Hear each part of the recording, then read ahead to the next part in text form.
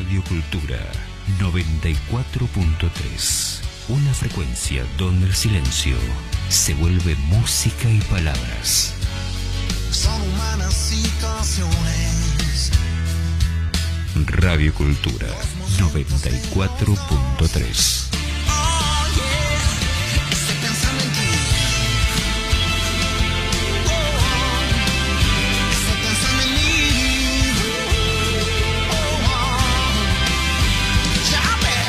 Conéctate con la radio. 342-432-3762. Radio Cultura. Bueno, conectado con la radio está en algún lugar del mundo, más bien por el lado del sur de la provincia de Buenos Aires, Pablo Casal, a quien no conocemos, pero bueno, ya les estamos tomando con cierto humor, porque esto de andar por distintos lugares de la Argentina es muy importante, ¿no? El que le viaja y el que le gusta viajar, más allá de que no salga. Bueno, nosotros estamos en una zona totalmente diferente de aquella donde está Pablo. Y quedamos en seguir charlando sobre cuestiones fundamentales, estratégicas podríamos decir, ¿no? Zonas francas, proyecto IRSA. Pablo, ¿cómo andás? ¿Me estás escuchando?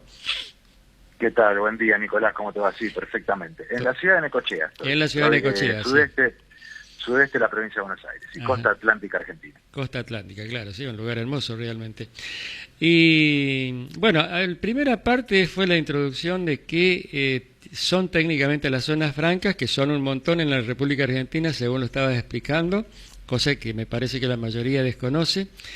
Y dentro de las zonas francas, ¿qué es el proyecto IRSA? Y cómo se ensambla todo esto con lo que está sucediendo en este momento, por ejemplo, con grandes temas, ¿no? Hoy estamos a 20 años de aquello que sucedió en el 2001, y prácticamente podría decirse a nivel estructural los actores son los mismos, ¿no? Estamos en una misma situación a partir de este crédito que se tomó, digamos, y esto parece que es lejano al tema de la zona franca, pero no lo es tanto.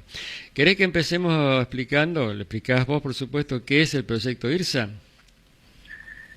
Sí, para hablar un poquito de zonas francas, para confirmar el dato, son 17 actualmente en el país. La última que se consolidó, como hablábamos hace unos días que habíamos conversado, la última que se consolidó y se oficializó por parte del gobierno nacional y del gobierno de la provincia de Río Negro, es la zona franca de Sierra Grande, al sur de la provincia de Río Negro, con el objetivo de instalar ahí un enclave fundamental en el Atlántico Sur, en el Golfo San Matías, un enclave logístico con la excusa de desarrollar un proyecto de generación de hidrógeno verde, pero bueno, esto englobado, donde esto englobado en este proyecto presentado en su momento, hace un mes y algo, 2 meses, una cosa así. Claro, que vino el presidente de esa empresa de origen australiano, es el presidente de la sucursal argentina, no me sale la palabra. El área Latinoamérica, o el sur latinoamericano. Claro, bueno, así, es Agustín Pichote, sí. que era jugador de rugby, sí, que fue capitán de los Pumas, sí. Claro, exactamente. Ese muchacho es el presidente se me fue el nombre de la empresa, es el presidente de la filial argentina de esa multinacional australiana, que, como ya hemos explicado en algunas oportunidades, hay países que, digamos, son países de alguna manera fantasmas. Canadá, Australia, Nueva Zelanda, Sudáfrica son parte de lo que se denomina la Commonwealth, que es la comunidad de la buena voluntad, gobernada y conducida política y geopolíticamente por el Reino Unido, por la corona británica, ¿no? Misma nación que nos tiene invadidos en el Atlántico Sur. Bueno, lo que, para no irnos de tema, o para hablar del mismo tema, pero de otra cosa más específica, porque en realidad es casi todo un gran tema. Esto de las zonas francas no es algo casual. Las zonas francas son áreas áreas especiales sin control aduanero, sin aranceles aduaneros, y se instalan básicamente para la importación sin arancel alguno de productos extranjeros y para la exportación sin arancel alguno de exportación hacia el exterior, ¿no? Para explicarlo fácilmente. Quien importa no paga nada para importar, y quien exporta tampoco paga nada, claro, para exportar. Es una zona, más que zona, es la zona franca de evasión. ¿Cómo? Es la zona franca de evasión permanente, digamos. Claro, es evasión legal en este caso, no sería evasión, porque es legal. Entonces, lo que claramente implica son dos cosas, ¿no? Para países como el nuestro, con una escasísima, un escaso actualidad industrial, ¿sí? Lo que provoca es la importación masiva de productos industriales de los centros industriales del mundo que inundan nuestro mercado interno, aniquilando nuestra industria nacional, eso por un lado, y por el otro lado lo que sería la exportación es exportación prácticamente sin control de los recursos naturales, que es lo que exporta Argentina, básicamente. Claro. Entonces, ¿cómo se vinculan estas áreas al proyecto de IRSA? Bueno, IRSA, la sigla significa Iniciativa para la Integración de la Infraestructura Regional Sudamericana. Esa es el significado de esa sigla, ¿no? Bueno, el acuerdo de IRSA es un acuerdo político que se teje a mediados de la década del 90 entre los entonces presidentes de los distintos países sudamericanos, para recordar: Carlos Menem en Argentina, Collor de Mello en Brasil, Betancur en Ecuador, y así sucesivamente. Podemos seguir nombrando los presidentes de la época en los distintos países de América Latina, todos con gobiernos de corte, lo que se llama hoy neoliberal o liberal conservador, como me gusta llamarlos a mí, porque no es una especie distinta a lo que es históricamente, ¿no? Claro, son claro. igual de liberales, pero más conservadores. Gente más mala todavía. Y más ambiciosa, ¿no? Pero ayornada a los designios de fines del siglo XX y principios del siglo XXI, ¿no? Pero son la misma gente mala de fines del siglo XIX o del siglo XX. Esto porque si no parece que no hay una continuidad histórica en cuanto a proyectos, y la hay. Claro, perfectamente. que fueran dos proyectos diferentes, ¿no? Claro, o que, bueno, después de la Segunda Guerra Mundial no terminó pasando más nada en este mundo que la consolidación de la Unión Soviética, y que después se cayó el muro de Berlín, entonces el mundo volvió a cambiar. Y no, muchachos, el mismo mundo, claro. Hay una continuidad histórica, y nosotros de rehenes en el camino, ¿no? Entonces, ¿qué proponía IRSA? El proyecto IRSA, que fue un acuerdo político que empezó a tejerse a mediados de la década del 90 y que se terminó firmando el acuerdo en el año 2000, con los presidentes del mismo corte político en toda Sudamérica.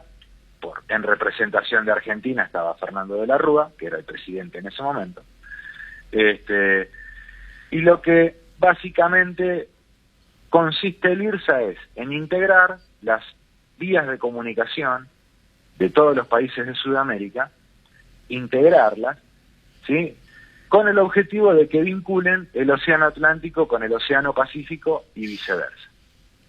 Entonces, desde entonces, vaya la redundancia, lo que se empezó a generar son un montón de proyectos donde los estados nacionales ponen dinero para construir infraestructura y la tercerizan en empresas constructoras, digamos, privadas. ¿Se acuerdan lo de Odertech? Esto que hubo un montón de lío hace un año y pico. Bueno, es una de las principales empresas en materia de construcción de infraestructura en comunicaciones. En comunicaciones, no en comunicaciones, en telecomunicaciones, sino en comunicaciones terrestres.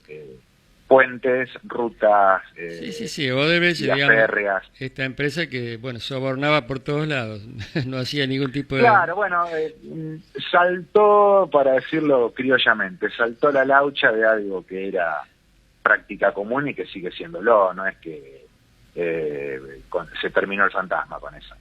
Saltó la laucha de alguna manera, vaya a saber por qué, o sí sabemos por qué, pero no nos consta, entonces seamos responsables y no tiremos cosas que no podemos certificar después, pero en realidad es lo que se ha hecho, ¿no? Los estados nacionales de Sudamérica ponen los avales, ponen la garantía, ponen los recursos, ponen el territorio y ponen dinero y recursos de planificación que después terminan explotando o terminan enriqueciéndose empresas contratistas radicadas en los países para la construcción de obra o para la explotación de obra, pero la planificación central, y esto es lo importante, es que Sudamérica genere infraestructura logística para facilitar, abaratar los costos de flete y facilitar la exportación allende los mares de los recursos naturales que tiene el continente, ¿no?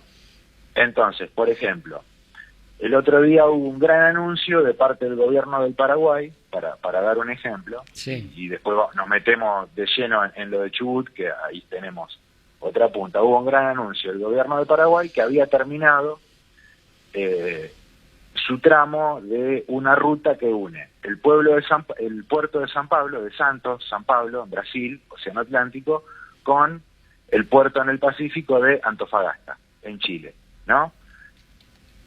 Y en ese anuncio había una especie de reproche de parte, no solo del gobierno paraguayo, sino y del gobierno de Brasil y del gobierno de Chile. Había ahí como un reclamo al gobierno argentino para que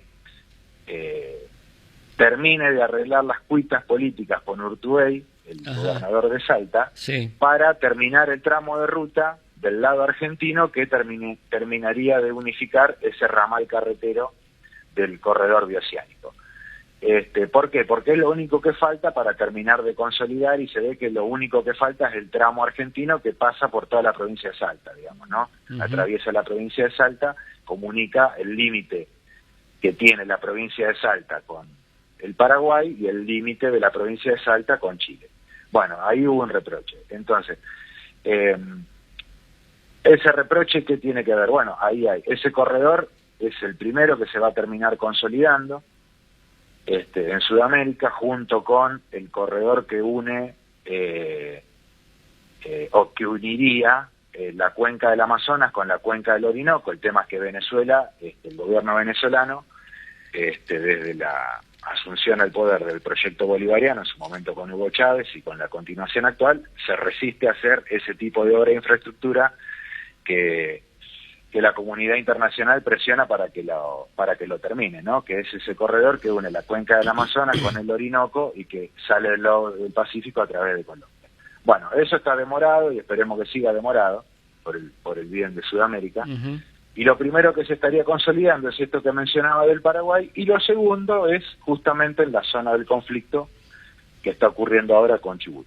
Con Chubut, claro. Que ahí es dentro del plan de IRSA. IRSA plantea 10 circuitos a lo largo de todo el continente sudamericano, o de todo el subcontinente sudamericano. Son 10 circuitos, 10 corredores. Pero son circuitos porque uno los ve como si fuera una pista de competición de autos, donde están unidos y pasan. Todos tienen como denominador común pasar del Atlántico al Pacífico, y unen rutas o vías férreas que ya están construidas o que está la planificación hecha y que pagan los estados nacionales, esas obras. Y la que está más al sur es justamente no me acuerdo la denominación que le ponen en la planificación ahora, pero es un corredor que abarca, en su parte más norte, digamos, abarca Puerto de Bahía Blanca en Argentina, Puerto de Valdivia del lado chileno, ¿sí? ¿Y cuál es la vía de comunicación que une? Bueno, son 3. El ferrocarril que ahora están terminando de construir en su extremo en el puerto de Bahía Blanca, pero es un ferrocarril que une Bahía Blanca con Zapala y se está terminando de hacer el ferrocarril trasandino, que en algún momento fue un proyecto que Argentina impulsó en el cortísimo periodo donde convivieron en el gobierno Salvador Allende y Héctor Cámpora, Ajá, sí. que habían planificado retomar esa obra, que era una obra que ya venía desde mediados de la década de 40 planificada.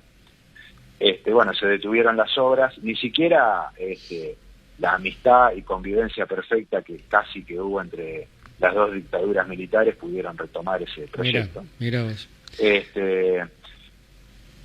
Pero bueno, ahora se va a usar, se está reflotando ese proyecto y se va a usar con distintos fines, que esa es la parte ferroviaria. Claro, o sea la que parte, unen tierra, unen mar, bueno, en este caso no aire, pero esa es la gran estructura de funcionamiento de estas carreteras. Claro, que en este caso en su parte norte es un corredor que tiene 3 vías, que por un lado es vía ferroviaria, tren, que une el centro de producción petrolera y gasífera, que es Loma de la Lata y Vaca Muerta, Uh-huh.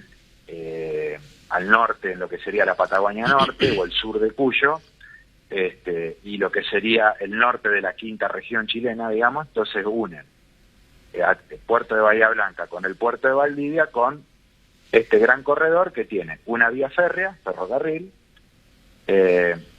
tiene su parte carretera, o sea, rutas del lado argentino. La ruta principal es la ruta 22, la ruta nacional número 22, que nace en Bahía Blanca y termina en la ciudad de Neuquén. Y después hay un gasoducto que también ya está construido y está en uso permanente, y por eso hubo un derrame la semana pasada y qué sé yo, que también es un oleoducto y un gasoducto que va desde Bahía Blanca, y que se está proyectando hacer otra obra complementaria al gasoducto que ya existe entre Neuquén y Chile. Esa es la parte norte. Y la parte sur de este corredor se completa el perímetro del lado argentino con la ruta 3, ¿sí?, por el lado del Atlántico, la ruta 40 por el lado de la cordillera, y la tercera gran vía que tiene ese corredor pasa por el sur de la provincia de Río Negro, que es la ruta nacional número 23, que está pronta a su terminación, pero es una ruta que se usa permanentemente. O sea, la terminación es terminación del asfalto de la ruta, digamos, porque la ruta existe hace muchos años. El pavimento. El pavimento, exactamente. Después está el ferrocarril patagónico, que une la localidad de Viedma con la localidad de Bariloche, donde también pasa no llega hasta Sierra Grande, pero pasa por San Antonio y por Balcheta, a escasos 110 kilómetros de Sierra Grande, es decir, faltan 110 kilómetros de vía para unir esta zona de Sierra Grande, y que ya está proyectado. Pablo, vos dijiste que, bueno, todo es increíble, ¿no? Todo esto es el proyecto IRSA, realmente, claro. Entonces, ¿y qué tiene que ver con lo de Chubut? Bueno, a eso iba, sí. Tiene que ver con esto, que es muy sencillo, y que es importante comprender, porque es importante comprender cómo piensan a Latinoamérica. Y claro, cómo nos piensan. No solo cómo nos piensan. Importa poco si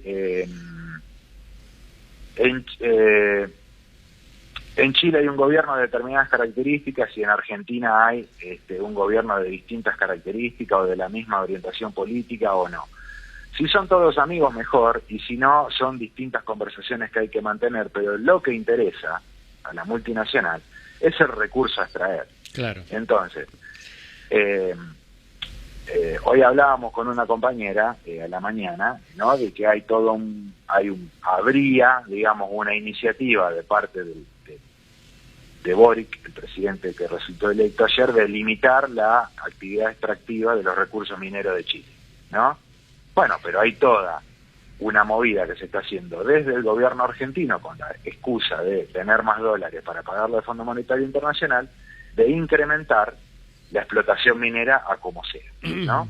No importa la resistencia de los pueblos, las organizaciones, no importa nada. No, esos son 5 mangos aparte. Entonces, claro. Por ejemplo, en el caso entre países, antes de empezar a hablar entre provincias, bueno, la piedra es la misma. Claro. ¿Sí? Está la cordillera de los Andes. El recurso minero lo podés agujerear, podés agujerear la piedra del lado de Chile o del lado de Argentina. Bueno, ¿quién nos da mayor facilidad para agujerear? Claro. Si la red de infraestructura ya está construida y está pensada y está integrada en función de los intereses de las multinacionales, que es tener tanto vías para sacar el recurso por el lado del Atlántico o por el lado del Pacífico. Eso ya está consolidado, Claro. el proyecto IRSA. Lo que tenemos que dirimir ahora es de dónde nos es más fácil agujerear la piedra para extraer los recursos. Bueno, hasta aquí llegamos. Un dato clave del gobierno nacional actual, digamos, la provincia que más ha avanzado en materia de acuerdos internacionales de extracción minera no es Chubut, tampoco es La Rioja, y es por un lado de San Juan y por otro lado es Catamarca, con la vedette ahora que es el litio, ¿no? Claro, sí. Donde también hay muchísima resistencia, pero no sirve, o no llega, digamos. Bueno, pero ¿quién fue la principal operadora de parte del gobierno catamarqueño